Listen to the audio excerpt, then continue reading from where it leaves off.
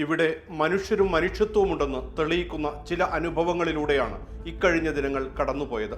9 വയസ്സുകാരനായ അഹാൻ അനൂപും 99 വയസ്സിലേക്ക് കടന്ന doctor M Leelavathi ടീച്ചറും ചിലരെ അസ്വസ്ഥരാക്കുന്നുണ്ട്. കഴിഞ്ഞ ദിവസം ലീലാവതി ടീച്ചർ തൻ്റെ ജന്മദിനാഘോഷത്തിൽ പങ്കുചേരാൻ വന്നവരോട് പറഞ്ഞത് വിശന്നൊട്ടിയ വയറുമായി ഭക്ഷണത്തിനായി പാത്രവും നീട്ടി നിൽക്കുന്ന ഗസയിലെ കുഞ്ഞുങ്ങളെ കാണുമ്പോൾ എങ്ങനെയാണ് എനിക്ക് ചോറ് തൊണ്ടയിൽ നിന്ന് ഇറങ്ങുക എന്നായിരുന്നു. ഞാൻ പിന്നെ രാജ്യവും മതമൊന്നും നോക്കിയിട്ടല്ല. കൊച്ചു കുട്ടികൾ എവിടെയായാലും വിശക്കുന്ന കുട്ടികളോട് എനിക്ക് കാരുണ്യമുണ്ട്. അത് എന്നെ വേദനിപ്പിക്കുന്നു, വിളിക്കുന്നു. ഞാനത് ആലോചിച്ചിട്ടേ ഇല്ല ഏത് നാടാണ് ഏത് മതമാണ് എന്ന്. കുട്ടികൾ ചട്ടിയും കാണിച്ച് നിൽക്കണ ആ ഒരു ചിത്രം മാത്രമേ എൻ്റെ മനസ്സിലുള്ളൂ. ഇതിനു പിന്നാലെ സംഘപരിവാർ പ്രൊഫൈലുകളിൽ നിന്ന് കടുത്ത സൈബർ ആക്രമണം തുടങ്ങി. അസഭ്യവും ആക്ഷേപവും നിറഞ്ഞ കമന്റുകൾ വന്നു. ലോകത്തിന്റെ മറ്റു ഭാഗങ്ങളിൽ കുഞ്ഞുങ്ങൾ കൊല്ലപ്പെടുമ്പോഴൊന്നും ഈ പ്രശ്നം കണ്ടില്ലല്ലോ എന്നായിരുന്നു വിമർശനം. നിരവധി മനുഷ്യർ ലീലാവതി ടീച്ചറെ അനുകൂലിച്ചും രംഗത്തെത്തി. അമർഷം കൊള്ളുന്നവരോട് വളരെ ലളിതമായി ടീച്ചർ ഇങ്ങനെ പറഞ്ഞു: ലോകത്തിലെ എല്ലാ കുട്ടികളെയും ഞാൻ കാണുന്നത് അമ്മയുടെ കണ്ണിലൂടെയാണ്. അതിന് മതത്തിന്റെയോ ജാതിയുടെയോ പശ്ചാത്തലമില്ല. ഗസയുമായി ബന്ധപ്പെട്ട നിലപാടിൽ മാറ്റമില്ല.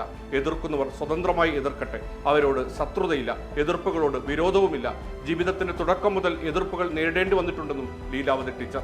ഇനി അഹാൻ അനൂപ് എന്ന 3ാം ക്ലാസ്സുകാരൻ നമ്മെ പഠിപ്പിക്കുന്ന നല്ല പാഠം ഇതാണ്: ജയിച്ചവർ തോറ്റവരെ കളിയാക്കരുത് എന്നതാണ് ആ പാഠം. വിദ്യാഭ്യാസ മന്ത്രി വി ശിവൻകുട്ടിയാണ് അഹാൻ അനൂപിന്റെ ഉത്തരക്കടലാസ് സമൂഹ മാധ്യമത്തിലൂടെ ലോകത്തിന് മുന്നിൽ എത്തിച്ചത്.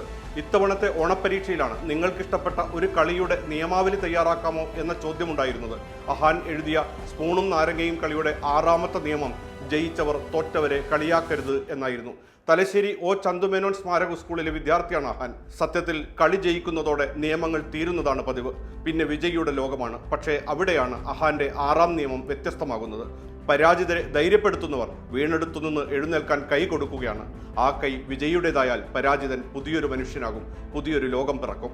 കഴിഞ്ഞ ദിവസം വെനിസ്വേലയിലെ അന്താരാഷ്ട്ര ഫിലിം ഫെസ്റ്റിവലിൽ മികച്ച സംവിധായകയ്ക്കുള്ള അവാർഡ് സ്വീകരിക്കുന്ന വേളയിൽ തന്റെ ഫലസ്തീൻ പിന്തുണ പരസ്യമായി പ്രഖ്യാപിച്ചിരിക്കുകയാണ് അനുപർണ റോയ് എന്ന 31-കാരി.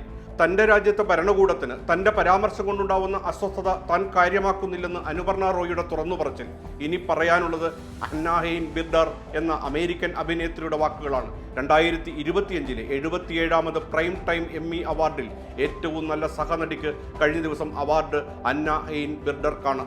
അവാർഡ് സ്വീകരിച്ചുകൊണ്ട് അവർ നടത്തിയ പ്രസംഗം അവസാനിപ്പിച്ചത് ഇങ്ങനെയാണ്: ഫിലാഡൽഫിയയിൽ ഫുട്ബോൾ ടീം വിജയിച്ച് മുന്നോട്ട് കുതിക്കട്ടെ. അമേരിക്കൻ കുടിയേറ്റ വിരുദ്ധ നിയമങ്ങൾ തുലയട്ടെ. ഫലസ്തീൻ സ്വതന്ത്രമാവട്ടെ. ഇത്തരം വാക്കുകളാണ് പുതിയ കാലത്തിന്റെ ഊർജം. കെട്ട കാലമാണ്, തർക്കമില്ല. പക്ഷേ ഈ മണ്ണിൽ മനുഷ്യരുണ്ട്, മനുഷ്യത്വവും.